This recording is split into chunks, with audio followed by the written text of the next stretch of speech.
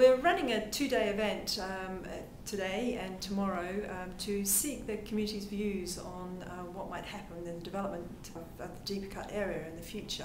The Princess Royal Barracks site is going to be released by the MOD from 2013, and the council is seeking the local community's views on how development might proceed. Deepcut's surrounded by a very precious heathland landscape. It has lots of national and international designations on it, and putting a new village into that heathland landscape will put pressures onto it, and we need to make sure that those new housing numbers and the population pressures don't adversely impact on the heathland, which is such an important part of Surrey Heath. The Army's due to pull out in 2013. What's sort of the timescale? We've been told that they will be leaving from 2013, and they're expecting houses to be coming out of the ground in 2016. I've been Frimley since 1970, and I've seen all the amenities disappearing before our eyes as communities moved into the area. As far as the Deepcut community was concerned, we were all told that there was going to be schools and everything was going to happen in that way, and it actually didn't. In actual fact, what they did, they closed the schools and they actually bus the children down into the Grove School in Frimley. Frimley, quite honestly, is chock-a-block. You can't get into the doctors anymore. You have to give a week's notice.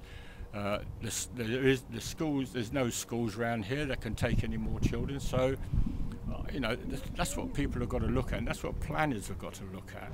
One of the main things here that have been discussed is the number of houses. Yeah. What are the sort of numbers being talked about at the moment? Well, it's a number between 900 and about 2,000, but the sustainability of those higher numbers is very doubtful indeed, largely because of the transport issues. Everybody knows that Deepcut Bridge Road is bounded at one end by a very narrow railway bridge and a very busy roundabout at the other.